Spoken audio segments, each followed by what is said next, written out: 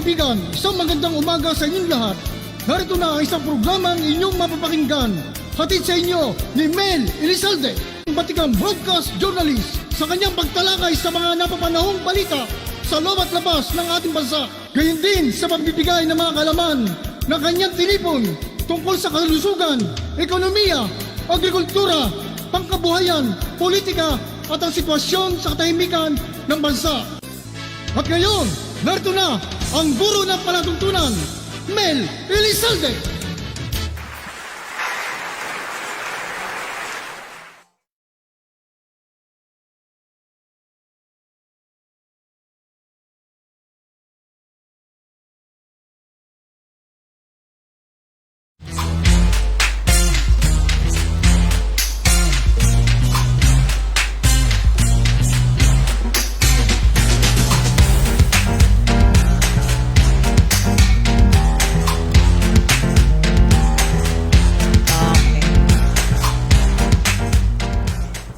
Good morning everyone at welcome po dito sa ating programang EB Talakayan with your host Mel Elizalde po sa ating programang EB Talakayan. O course, paulit-ulit ano?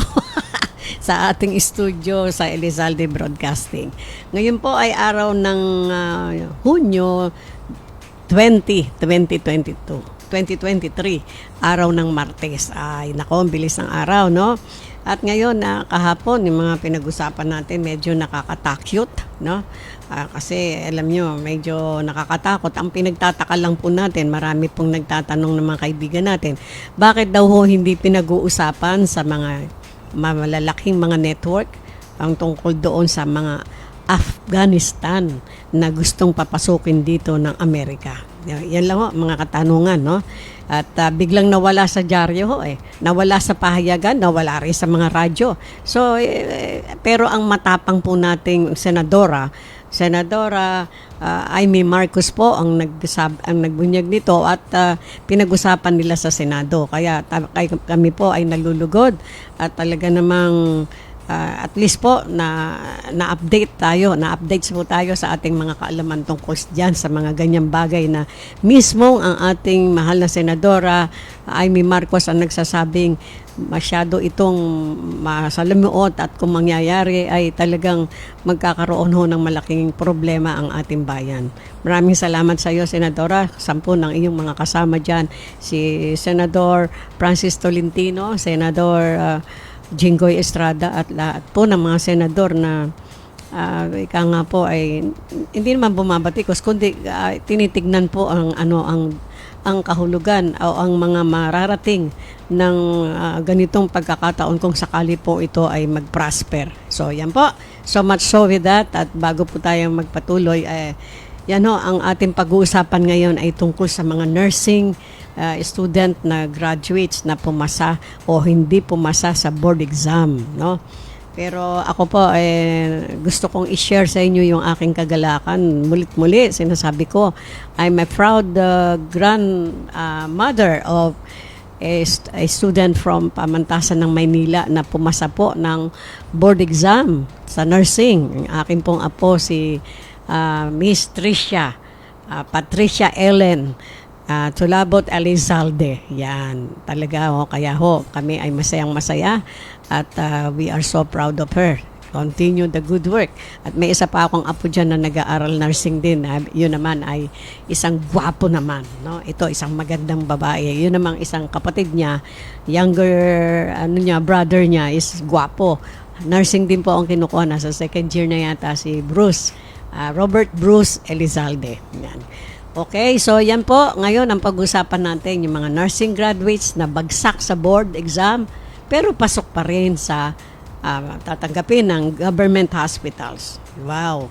Maganda hong pagkakataon ito para sa inyo mga minamahal nating estudyante, no, na graduate na.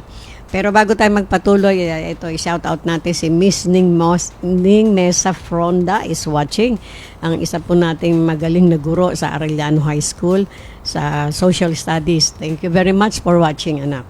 At ito po, Yun nga po, pinag-uusapan ngayon ay yung mga nursing graduate na hindi pinalad na makapasa sa board exam. Anyway, talagang first timer, ano naman yan you can take again, di ba? Sabi nga, try and try until you succeed. Ganyan ho. Josephine D. Agapito is watching. Thank you so much. Makoy Villaroman is watching. Thank you for watching.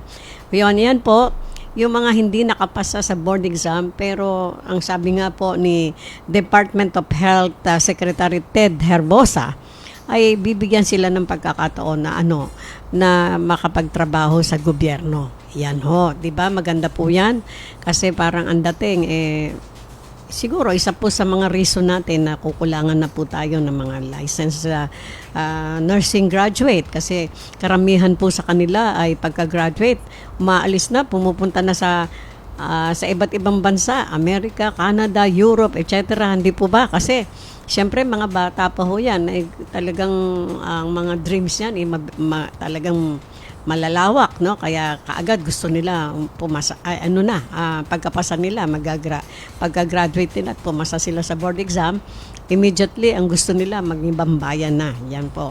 So another, po natin, shout out from Dr. Loida D. Diaz is watching, our very, very good at mabait na principal, isa sa mga best principal ng Manila po, si Dr. Loida D. Diaz. Thank you, ma'am, for watching. Ayan po, ngayon, ito nga po sinabi ni Department of Health Secretary Ted Herbosa, ginawa po niya ang paglilinaw kaugnay sa plano na kumuha ng mga lisensyadong nursing graduate. Nilinaw ho niya, kukuha raw ng mga hindi pa lisensyadong graduate na hindi po pinalad makapasa sa board exam para makapagtrabaho sa government hospitals. Kailangan po natin. Anyway, alam naman po natin na meron tayong mga estudyanteng marurunong, pero minsan sa pagdating sa mga exam, hindi sila pinapalad. Meron mga ganung pagkakataon no? Pero ang sabi nga po, kung hindi pinalad sa una, maraming pang pagkakataon. Ayan. At sumang-ayon na rin si Labor Secretary Bienvenido Leguesma sa mungkahi at sabi nga po, nangako silang makikipag-unayan sa PRC, Philippine Regulation Commission, no? Kasi yan yung nagbibigay ng board exam, yung Philippine Regulation Commission. Naalala ko po nung naabutan ko yan, kami po yung mga unang guro na kumuha ng board exam na ginawa hong licensure, ang pagkaguro. Noon kasi hindi teacher's exam lang noon niya nang binibigay sa mga guro. Nakakuha rin ako noon.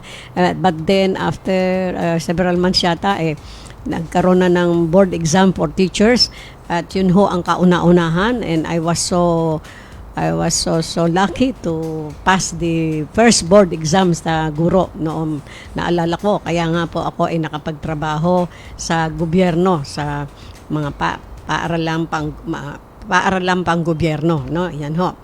Alberto Armercado is watching. Thank you very much for watching.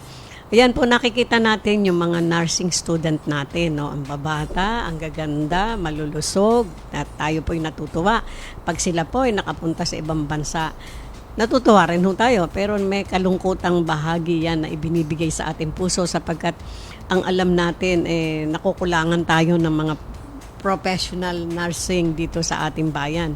Lalo na po nung alala nyo, kung tayo magbabalik tanaw, sinasabi na nung panahon ng pandemic ay talagang kapuso tayo sa mga nurses, hindi po ba? Kaya nakalulungkot din dahil ang atin po mga nurses ay nagpuntahan sa ibang bansa. Kaya ngayon ngayong dumami na naman ang mga nurses natin. Ika nga po maraming nakapasa, marami din namang hindi. So, yan ang mga balakin ng ating gobyerno na maganda naman sapagkat siguro wag namang magagalit sa atin yung mga nakapasa ng board. Hindi na natin dapat i-smallin din naman yung mga hindi nakapasa dahil sila naman din ay nag-aral ng katulad ng pinag-aralan nyo, siguro lang hindi pa nila time na makapasa. And so, yan ho, magandang pagkakataong ibinibigay ng ating pamahalaan na bibigyan sila ng pagkakataong magtrabaho sa gobyerno at hindi lang po yun. Alam nyo, laki ng sweldo. No? Malaki pa sa teacher. No? Yung mga guro natin, yung teacher 1 natin noon, nabutan ko parang nasa 20 mahigit. No? Pero ngayon, ang nursing pala, yung mga baguhan, no? From 35 to 40,000 a month. Not so bad, di ba? O, kaya wag muna ho kayo mag-isip na pumunta muna sa ibang bansa. Pero kapag kayo po ay itinanggap sa isang government hospital bilang isang nurse na hindi nakapasa o nakapasa man, ay pipirma kayo sa kontrata o yung hindi nakapasa ng board. Pipirma kayo sa kontrata na at least 4 years ho kayong manunungkulan sa gobyerno bago kayo pumalaot sa ibang bansa. Di po ba? Ayos lang ho yun, di ba? At least binigyan kayo ng pagkakataon at syempre kailangan nyo ang experience sa pagiging nurse bago kayo pumalaot dyan sa puntaman kayo kung saan-saan, di ho ba? Amerika, Canada, Europe, mga ganyan ang target ng mga yan no? So, sinasabi ho dito, Mr. Red Nax Ruiz Tejada is watching. Mabuhay ang Elizalde Broadcasting. Thank you so much. Chela Sarmiento, Lani Marcaida Sarmiento, John Sarmiento. Thank you for watching. Miti Ramizares. Thank you so much. Tornis Vinci Chona, Elaine, DC Castro Cruz, Neri. Ang dami ho nating mga viewers. Thank you so much sa inyong lahat. At yan po. So, inuulit natin mga nursing graduate, mga nurses natin, tatanggapin kayo sa government, but you have to sign a contract for 4 years to stay with the government para naman sila makabawi rin sa inyo at at the same time makakabawi rin ho kayo kasi iba ho yung may experience bago kayo lumabas, di ba? Ganda ho yun, no? Ika nga tulungan, no? Tommy's Vinci is watching from Calamba, Laguna. Thank you so much. Jerry E. Games, sir, si Jerry Games po yung may programa sa ating Sipat at abangan nyo po siya, no? Magaling ho. At ito nga po sinasabi natin, yung mga graduates ng nursing, magandang pagkakataon. Huwag ho kayong masyadong malungkot, mga bata na hindi nakapasa sa board, no? At least matatanggap kayo sa mga government hospital kasi alam niyo po, nakukulangan tayo masyado kaya hindi kayo masyadong mahihirapan na mag-apply sa government hospital. I suggest sa government hospital kayo kasi laki ng sweldo from 35,000 to 40,000. Basta nyo pupulutin yan. Kaming mga guro, nag-umpisa yata. Hindi pa ako, nag-aaral pa lang ako noon. Alam ko, ang sweldo ng mga guro, nasa 600, 500 a month.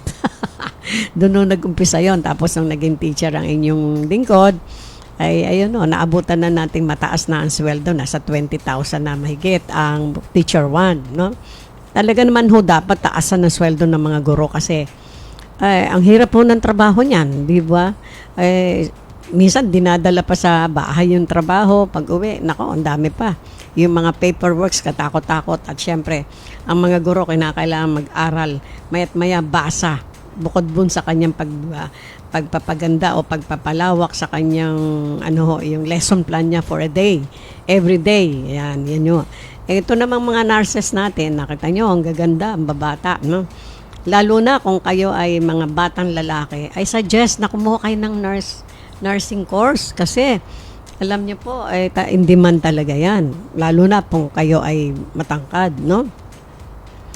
At yung mga kababaihan naman, matangkad o hindi, mas maganda mag-nursing nga kayo kasi walang kupas at walang hindi mababawasan ang mga nurses graduate, nursing graduate kasi all over the world, kailangan ho na yan dahil sa ngayon na dumarating ho yung mga pandemic na ganyan, nahihirapan ho ang mga government at mga bayan, mga bansa na magtalaga ng kanilang mga nurses dahil sa ano po, hirap nga po sa bilang umaalis ang mga nurses natin, lalo na yung mga board passer, kasi alam nila na in demand dyan sa abroad. At gusto ko nga ipart sa inyo na ako ay merong isang anak na magaling.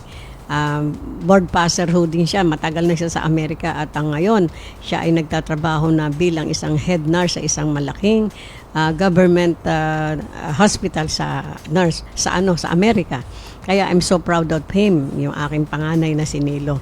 Kaya nga po, napag-aaral niya ang kanyang mga anak, 2 binata, yung mga apo kong gwapo. Sa Amerika, papag-aralin nyo ng nursing at saka aviation. But only the rich people can afford to send their children to college. Totoo po yan. Pero sa elementary and secondary, pre-yan siya sa Amerika.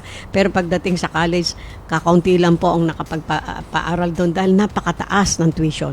But because my son and his wife both of them are nurses, talagang hindi problema sa kanila yon. Kaya mabuti naman at maganda ang inyong mga career, no?